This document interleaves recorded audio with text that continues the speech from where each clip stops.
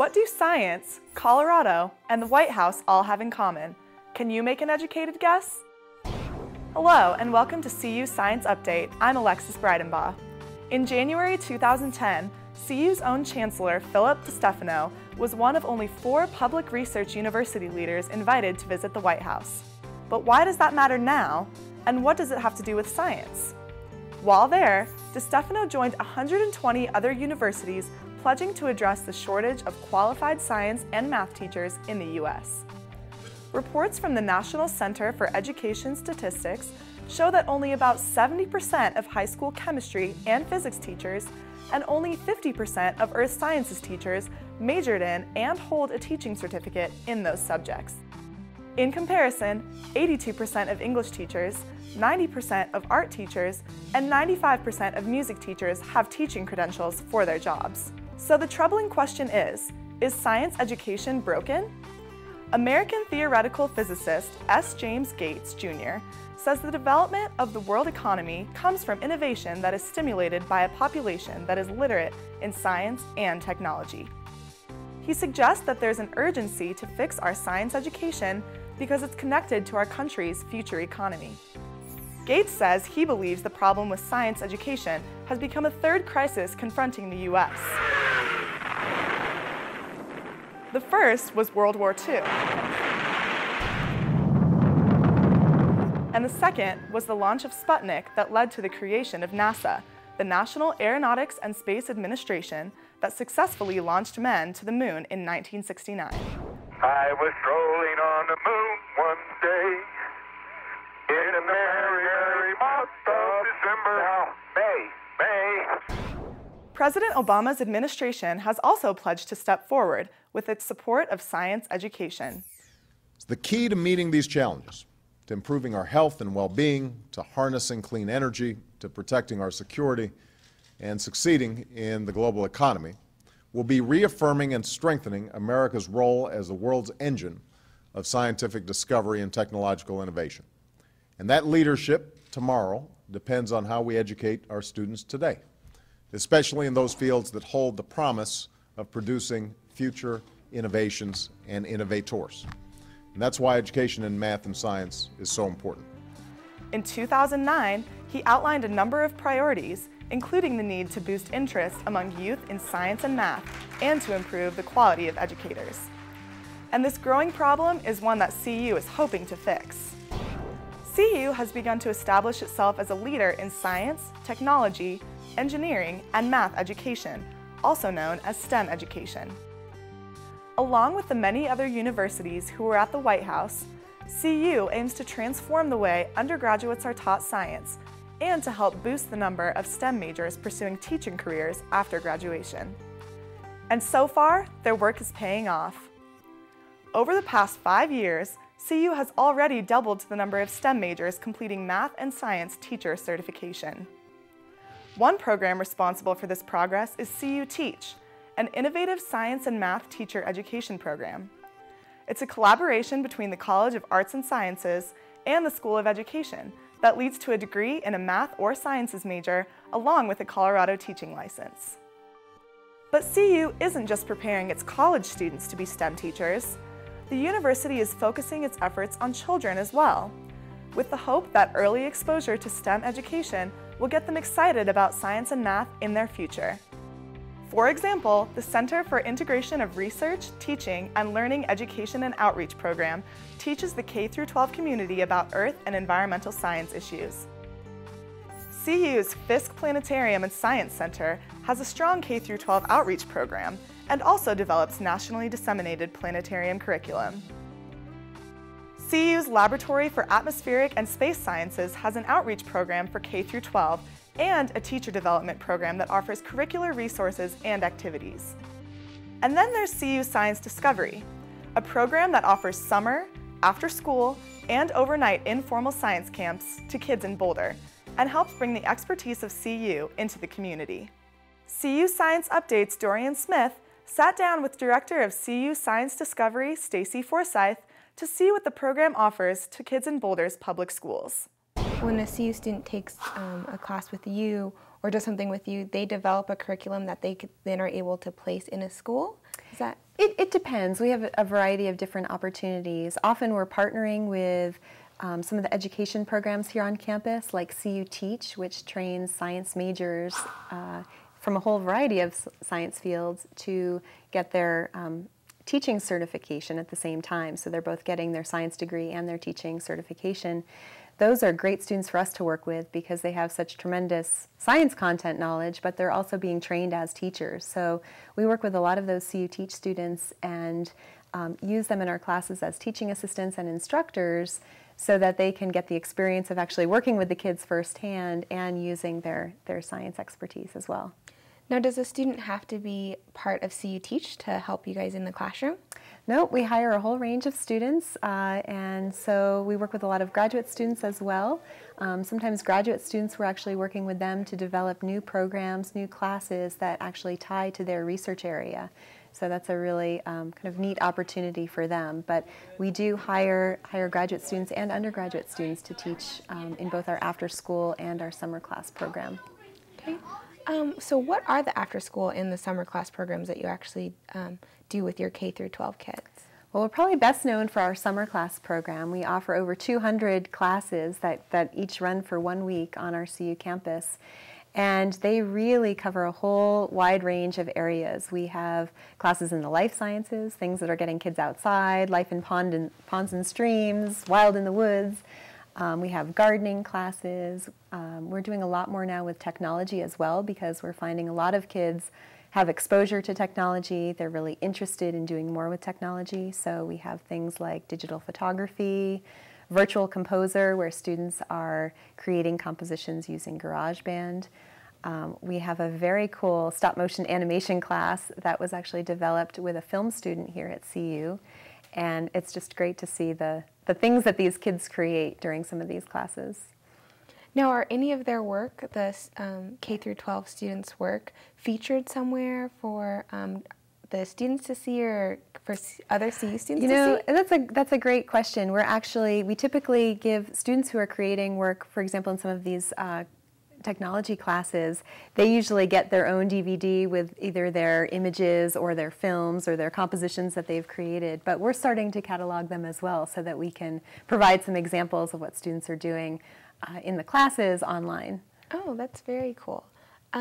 So with CU Science Discovery, what are some of the other programs that they do? You mentioned that the photography and that kind of stuff. But what about more science-based, so kind of the generic science that we think of, so, chemistry and biology and physics? Yep, we cover those topics as well, and actually kids chemistry is one of our very popular classes. We have several sections of that going on right now. Physics, we have physics for fun, advanced physics, rocketry. We're doing work with robotics now too. So what we try to do is really connect the classes that we're offering to both what students are interested in learning as well as the resources that we have on this campus. We really feel that one of the unique features of Science Discovery as a science outreach organization is our affiliation with CU. So we're really trying to capitalize on the faculty research that's happening here on campus, the graduate students that are working in those labs, so that we can give young students an exposure to some of the current science that's happening here on this campus. Very cool. So are the students the ones who get to pick what they're teaching, or is it more the K through 12 students really kind of give you the idea of where they want to go with it, or are those kind of programs set up? How is that all figured out? It's really just a matchmaking process. So we're looking at what students have expressed interest in taking. When we do programs at schools, we're obviously working with the schools about which classes they might want to have offered. And then we're doing kind of a match with some of the students that we work with in terms of the graduate students and undergraduate students to make sure that we're matching their content area with what is being taught in the class. So for example, we have some physics CU Teach students right now who are working in our Physics for Fun after school class. And it's a really nice way for them to bring some of their content and understanding to the class, but get some good experience teaching in this informal setting. So what is Physics for Fun?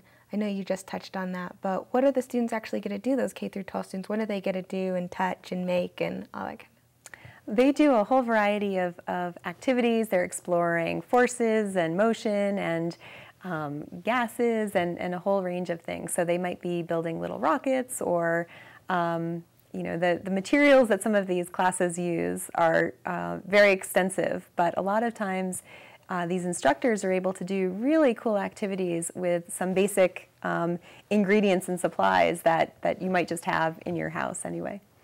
Oh, very cool. What's the age group that you would say is the biggest age group for your science discovery? Well, our programs work with kids across the K-12 spectrum, so we're working with kids essentially ages 5 and up. And I think historically, science discovery worked primarily with elementary students, so we were very much known for our programs for younger students. And although we still offer a lot of programs for those age groups, we're also now starting to offer a lot more programs for middle and high school students as well. So we really want to try to snag those kids early on when they're young, but then keep offering them new programs that are addressing those interests as they change, and really keep them in the pipeline across high school, so that when they're getting ready to graduate from high school, they still see science as an interesting field that they might want to pursue. Now, what do you think, reaching kids at a young age with science, do you think that has long-term effects, kind of helping them with other classroom areas like reading and writing as well? Or do you think, and it also helps them like go on to kind of bigger and better things with science, how do you think that plays in? I think science is a really important topic to really give kids really positive experiences in from a very young age. I think young students really are young scientists. They're very curious, they're very interested in doing things hands-on, really experiencing how something is happening and learning more about it. And so I think providing these experiences early on really helps to, trigger that interest and maintain it as kids get older. And it's really an area that integrates so many other topics. We can integrate a lot of math into science. We can integrate a lot of reading and communication into science too. And so it's a way that we can really capture students' interest by providing them with these real-world connections. Science is really helping to explain what's happening in the world around them, but we can integrate some of these other topics in there as well. So I think it's a, hopefully benefits students in a whole range of areas. Very cool.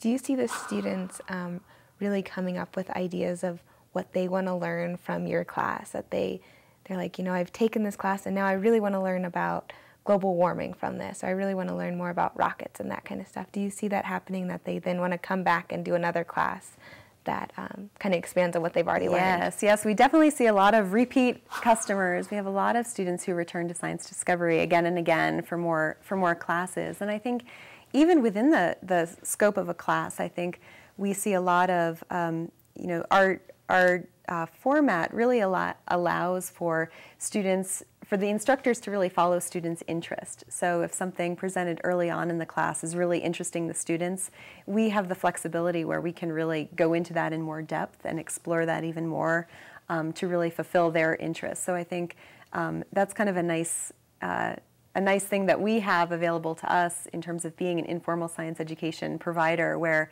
we can really kind of work with the students and take the classes in those directions. You mentioned earlier that you have lots of classes going on during the summer. What are some of the examples of the classes that kids will be able to take? It's everything from we start out with our junior science explorers, and those are in a whole range of topics. They might be exploring the human body, they might be exploring chemistry or bubbleology. And then we again, as we mentioned, some of our kids' chemistry, physics, we have more of the traditional science topics covered with a whole bunch of classes. We're trying to do a lot of technology, again, given students' interest in this. So we have iMovie classes and animation, music, photography. And a growing part of our program is really developing programs that connect to CU research that's currently going on. So we have a partnership, for example, with Institute of Behavioral Genetics, where we do a class in behavioral genetics called Drugs, Brains, and Behavior for older, middle, and high school students. And they're really getting a chance to see what's going on at the Institute and to learn genetics and biotechnology in this context and in the face of a problem that's of course very relevant for students of their age.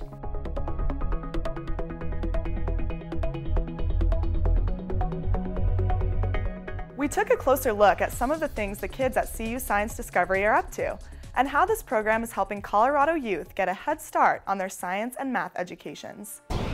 Legos, robots, and engineering doesn't sound like your typical after-school program. Science Discovery runs year-round, and because of its emphasis on science, it stands out from the other programs in Boulder. Program coordinator Angeli Mouse explains why Science Discovery is such a unique experience for students. This is not traditional science in a classroom, it's the informal aspect where the kids are coming here from their school, after school, and they're able to do a lot of hands-on science. Mouse has seen the large influence of this program, even seeing previous students moving on to a career in the science field. It definitely fosters and motivates them to be more curious, to be more excited about science. It does have a vast impact on them. I definitely think what they learn now and how they learn it will influence who they become when they get older. Emphasizing the main components of STEM, Science Discovery helps engage students in a multitude of science arenas. Science Discovery not only helps young kids learn about science, but the teachers are there to learn too, most being graduate or undergrad students. It sees it and it goes over and it swallows it. We offer an opportunity for them to first teach, to assist in our classes, and then to actually teach classes. So this way they're getting to already teach a class and take care of the content and the curriculum, etc., and gain a lot more experience, which will help them in the future when they become teachers. With some students traveling all the way from Lyons, what are some of the classes offered through Science Discovery? We have iMovie, iStop motion animation, video game design. We have the Lego robotics classes that are engineering but using programming. This is Lego robotics, and we were making cars and dragsters. Overall, Mouse thinks that the program will only become stronger and is excited about the future of science discovery. For CU Science Update, I'm Anna Zuck. To learn more about this program, you can visit CU Science Discovery's website at www.colorado.edu/science discovery. In order to continue to improve on the progress they've made, CU has implemented a system called Integrating STEM, or iSTEM. This program is a 5-year initiative that fuses existing efforts and new efforts to improve STEM education. And what does CU want to accomplish over these next 5 years? To at least double the number of science and math teachers who graduate from CU. Ultimately, CU hopes iSTEM will evolve into a campus center that coordinates, centralizes, and leads efforts to transform STEM education and science and math teacher preparation. Well, that's all we have for this episode of CU Science Update. Remember to check out some of the things CU has going on for STEM education, and we'll see you next time. CU Science Update is produced by University of Colorado at Boulder, Journalism and Mass Communication. To download this episode and others from CU Science Update, visit the podcast section of the iTunes Store. Or you can visit our website at cuscienceupdate.com. Finally, don't forget to like us on our Facebook page, where we post the latest in science happening in Boulder and beyond.